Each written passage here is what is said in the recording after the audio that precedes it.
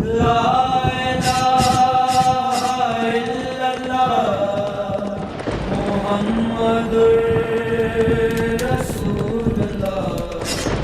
بلا سوال در صدا حسین ہے۔ بسم اللہ الرحمن الرحیم،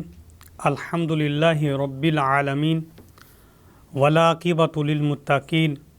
والصلاۃ والسلام علی سید الانبیاء والمرسلین وعلی آلہ واصحابہ اجمعین، اما بعد فاعوذ باللہ من الشیطان الرجیم، بسم اللہ الرحمن الرحیم۔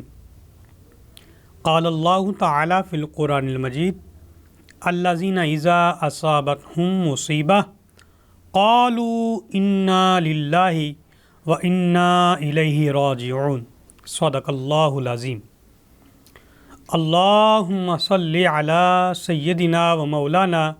محمد النبی الامی وعلی آلہ وسلم تسلیما۔ تمام تعریفیں اللہ رب العزت جل جلالہ کی، جو پوری کائنات کا پروردگار ہے، خالق و مالک ہے، رحمان ہے، رحیم ہے، قدوس ہے، جبار ہے اور تواب ہے، عزتیں عطا کرنے والا، شفا عطا کرنے والا اور پوری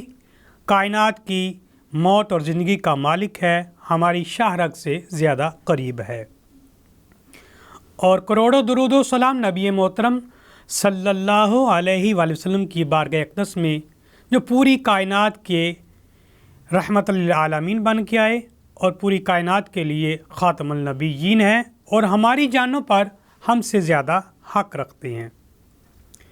سلام یا حسین کے ساتھ آپ کا میزبان عابد حسین آپ کی خدمت میں حاضر ہے۔ ناظرین کرام، آج یوم عاشوراء ہے، 10 محرم الحرام کا دن ہے، اور یوم عاشوراء اسلامی تاریخ کا بلکہ پوری انسانی تاریخ کا بہت بڑا دن ہے۔ اس دن انسانی تخلیق بھی کی گئی اور اسی دن انسانی تخلیق کا اختتام بھی ہوگا۔ یہ دن انسان کے خلیفۃ اللہ کا دن ہے اور اسی دن محشر کے میدان میں انسان کا احتساب بھی ہوگا۔ اس روز کو یوم عاشوراء اس وجہ سے کہتے ہیں کہ اس کا جو معنی ہے وہ ہے 10واں، اور اس کی وضاحت کرتے ہوئے یوں بیان ہوا ہے کہ اس کے اندر 10 بڑے واقعات رونما ہوئے ہیں، جو شیخ عبد القادر جیلانی رحمۃ اللہ علیہ نے اپنی غنیۃ الطالبین میں بھی فرمایا ہے۔ یعنی کہ اس میں حضرت آدم علیہ السلام کی تخلیق کا ذکر ہے، دنیا میں اترنے کا ذکر ہے، توبہ کا ذکر ہے، حضرت یونس کا مچھلی سے نکلنے کا ذکر ہے، یوسف اور یعقوب علیہ السلام کا ملنے کا ذکر ہے، اسی طرح حضرت ابراہیم علیہ السلام کی تخلیق کا ذکر ہے، آپ کی ولادت کا، اور موسیٰ علیہ السلام کی قوم کا فرعون کے ظلم سے بچنے اور ان کے ظلم و ستم سے نکلنے کا بھی دن ہے۔ اس کے علاوہ اللہ رب العزت کی معیشت کے مطابق، اللہ تبارک و تعالیٰ کی رضا کی مطابق اسی روز میں حضرت امام علی مقام حضرت امام حسین علیہ السلام کی شہادت کا بھی دن ہے۔ اس روز کی جو فضیلت ہے احادیث میں مختلف طریقے سے بیان ہوئی ہے، اور حدیث کے اندر الفاظ آتے ہیں اس یوم کے حوالے سے۔ نبی اکرم نور مجسم شفیع المعظم صلی اللہ علیہ وآلہ وسلم ارشاد فرماتے ہیں، افضل الصیام بعد رمضان شہر اللہ محرم۔ آپ نے فرمایا کہ رمضان المبارک کے جو فرض روزے ہیں، اگر اس کے بعد کوئی افضل ترین روزہ ہے تو وہ محرم الحرام کا یہ 10ویں شب کا روزہ ہے، یعنی 10ویں یوم عاشوراء کا روزہ ہے۔ اور اس حدیث مبارکہ میں اس یوم عاشوراء کے روزے کی فضیلت یوں بیان کی گئی ہے کہ آپ نے فرمایا جو شخص اس یوم عاشوراء کی اندر روزہ رکھے گا، اللہ رب العزت جل جلالہ اس کو 1 سال کے اس کے گناہوں کو معاف فرما دے گا۔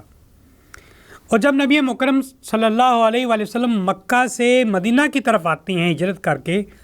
تو وہاں پہ دیکھتے ہیں یہودی بسے ہوئے تھے اور وہ بھی یوم عاشوراء کے دن روزہ رکھا کرتے تھے۔ آپ نے ان سے پوچھا کہ تم روزہ کیوں رکھتے ہو؟ تو انہوں نے کہا کہ اس دن اللہ تعالیٰ نے ہمیں فرعون کے ظلم سے بچایا تھا، اس کی وجہ سے ہم اس دن روزہ رکھتے ہیں۔ تو آپ صلی اللہ علیہ وسلم نے یہ فرمایا کہ ہم زیادہ حق رکھتے ہیں، ہماری نسبت حضرت موسیٰ علیہ السلام سے زیادہ ہے، تو ہم اس دن بھی روزہ رکھیں گے۔ بلکہ آپ نے بھی صحابہ کرام سے یہ فرمایا کہ ہم یہودی کی مخالفت کرتے ہوئے 9 کا بھی روزہ رکھیں گے۔ تو اس لحاظ سے 9 اور 10 کا روزہ رکھنا نبی اکرم صلی اللہ علیہ وسلم کو بڑا محبوب ہے، اور آپ خود بھی رکھا کرتے تھے اور صحابہ کرام کو بھی رکھنے کی تلقین فرمائی، اور اس کی فضیلت آپ کو بتائی کہ 1 سال کے گناہوں کو معاف کر دیتا ہے۔ اس لحاظ سے اگر دیکھا جائے، اگر اسلامی تاریخ میں دیکھا جائے تو اس روز میں حضرت امام حسین علیہ السلام کی شہادت ہے، اور اس روز میں انتہائی دردناک واقعہ پیش آیا ہے، اور اس لحاظ سے اسلامی تاریخ کے اندر اس کی جو نسبت ہے وہ امت مسلمہ میں بہت خاص رکھتی ہے۔ اس روز خانوادہ رسول صلی اللہ علیہ وآلہ وسلم جام شہادت نوش کرتے ہیں، اور یہ جام شہادت کا ایک ایک قطرہ اللہ کے نزدیک مقبول تو ہے ہی، بلکہ 1000 صدقے دینے سے بھی افضل ہے۔ خانوادہ رسول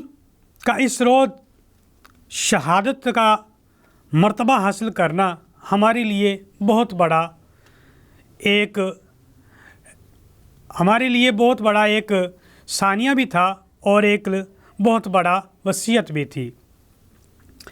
اس روز یوم عاشوراء کو خانوادہ رسول کے افراد کو ذبح کیا گیا، شہید کیا گیا، اور جب وہ شہید ہو کر خیموں کی طرف آ رہے تھے، کسی کا بچہ آ رہا ہے تو کسی کا بھائی آ رہا ہے، تو کسی کا شوہر آ رہا ہے، کوئی بوڑھا آ رہا ہے، کوئی جوان آ رہا ہے، اور باپردہ خواتین کسی بچے کو دیکھ رہی ہیں اور پیار کر رہی ہیں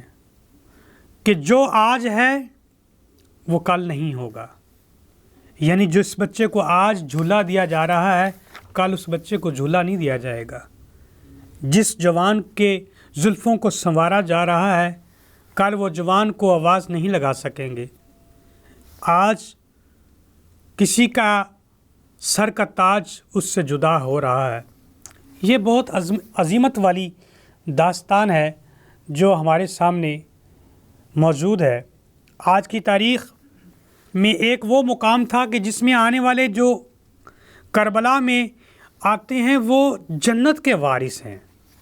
وہ کوثر کے وارث ہیں، اور وہی پیاسے ہیں، وہی بھوکے ہیں، وہی بے یار و مددگار ہیں۔ آج کے دن ہم ذکر جب حسین کرتے ہیں، ذکر اہل بیت کرتے ہیں، اور اللہ کی تسبیحات کرتے ہیں، بہترین جگہ پہ نماز ادا کرتے ہیں، جب ہم تھک جاتے ہیں تو ہم پانی پی لیتے ہیں، جب ہم تھک جاتے ہیں ہم کھانا کھا لیتے ہیں، جب ہم تھک جاتے ہیں ہم تو آرام کر لیتے ہیں، لیکن اسی روز میں حضرت امام حسین علیہ السلام اور آپ کے جتنے بھی خانوادہ رسول تھے اور آپ کے جانثار تھے، تپتی ہوئی سرزمین پر سورج بھی اپنی پورے جوبن پر ہے، اور خیمے کپڑوں کے بنے ہوئے ہیں، کوئی موٹی دیواریں نہیں ہیں، مشقت کے ساتھ ساتھ پیاس اور بھوک کے اندر، یہ ہر ایک کی بس کی بات نہیں ہے۔ یہ ہمیں ایک بہت بڑا درس دے رہی ہیں۔ وہ آیت ہمیں نظر آتی ہے جس میں اللہ تعالیٰ ارشاد فرماتا ہے وَلَنَبْلُوَنَّكُمْ بِشَيْءٍ مِّنَ الْخَوْفِ وَالْجُوعِ وَنَقْصٍ مِّنَ الْأَمْوَالِ، یہ ساری چیزیں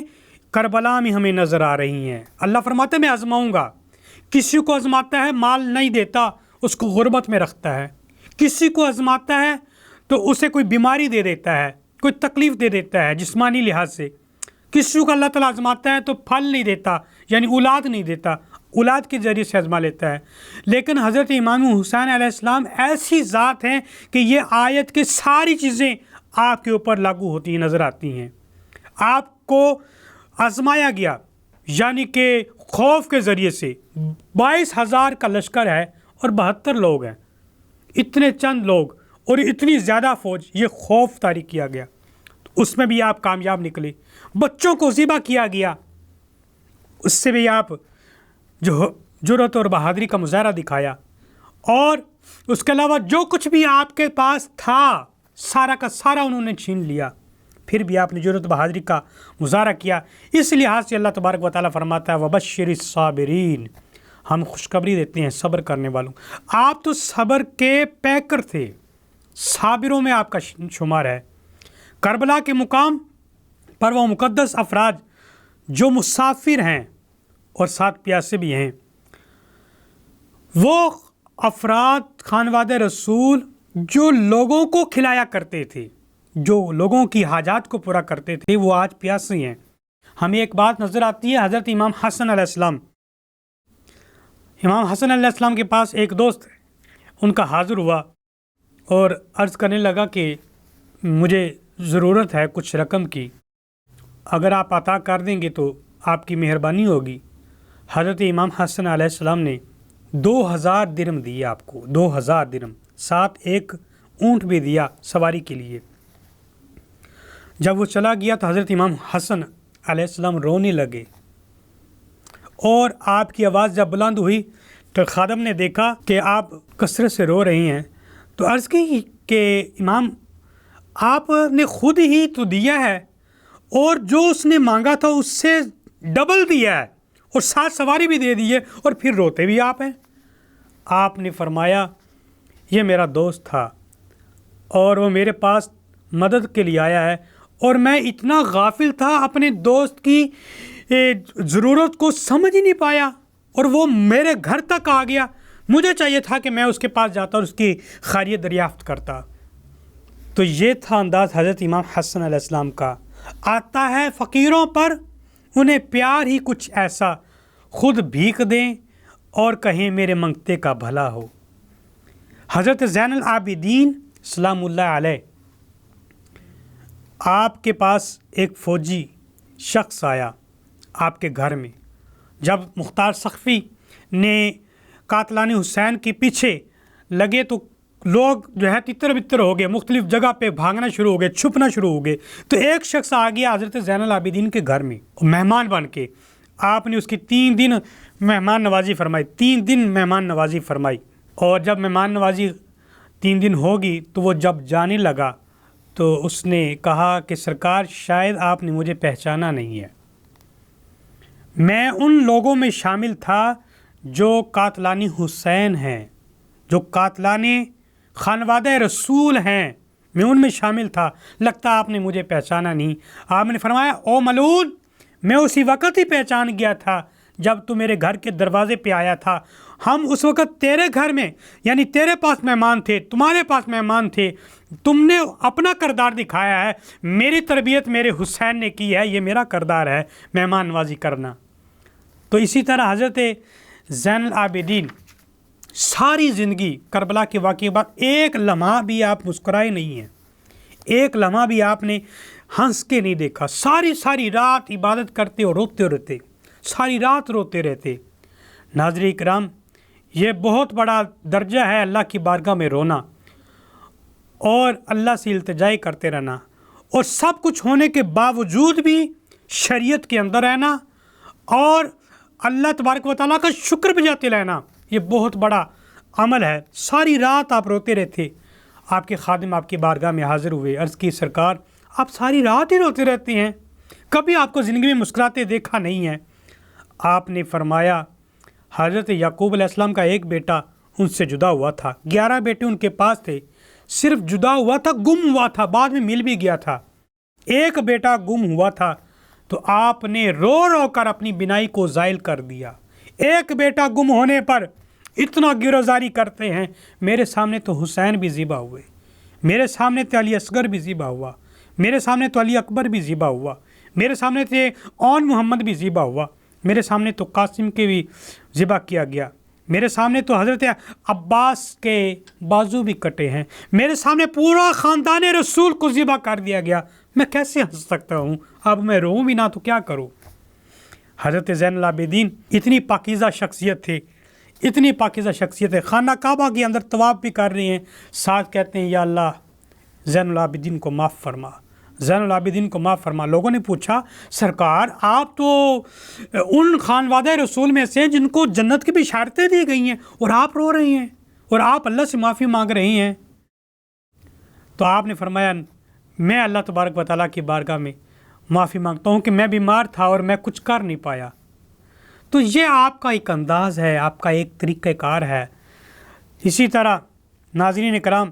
ایک لاش اگر گھر میں آتی ہے نا تو وہ اتنی تکلیف دیتی ہے، تو زین العابدین کے سامنے اتنی لاشیں، اور اس کے بعد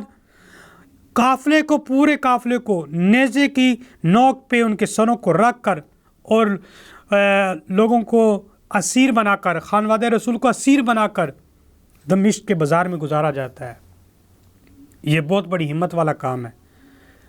پورے خاندان کو جب دمشق کی طرف لے جایا جا رہا ہے اور لوگوں کو یہ بتایا جاتا ہے کہ یہ جو لوگ ہیں، یہ جو افراد ہیں، یہ حکومت کے باغی ہیں، انہوں نے بغاوت کی ہے، لہٰذا اس لحاظ سے ان کو سزا کے طور پر قتل کیا گیا ہے اور یزید کے بارگاہ میں یعنی اس کے دربار میں پیش کیا جانے والا ہے۔ سارے لوگ دمشق کے اندر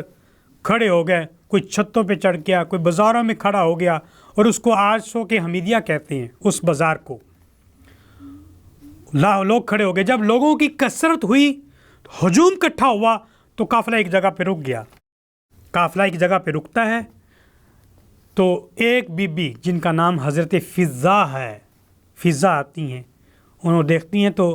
قیدیوں کو پانی پلاتی ہیں، کچھ کھانا دیتی ہیں، کچھ ضرورت کی چیزیں دیتی ہیں۔ حضرت زینب سلام اللہ علیہ السلام جب یہ دیکھتی ہیں تو اس خاتون کو اپنے پاس بلاتی ہیں اور کہا کہ ہم کربل سے لے کر دمشق تک آتے، لیکن کسی ایک نے بھی ہمارا حال نہیں پوچھا، کسی نے بھی ہمارا خیال نہیں کیا، تم کون ہو اور ایسا کیوں کر رہی ہو؟ اس نے کہا کہ میں فضہ ہوں، میں بچپن میں چھوٹی جب تھی تو میں مدینے رہا کرتی تھی،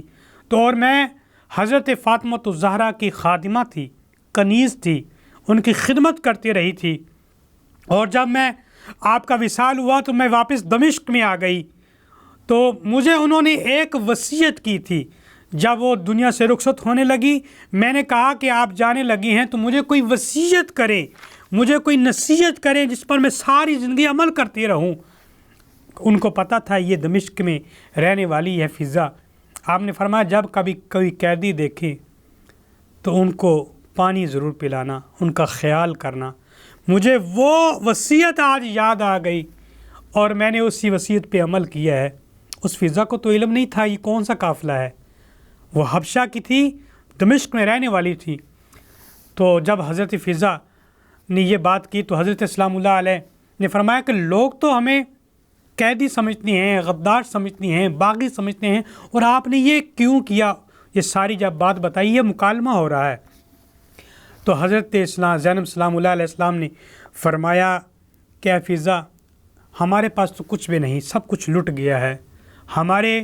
جتنے بھی خانوادہ رسول کے جوان تھے وہ سارے ذبح ہو گئی ہیں،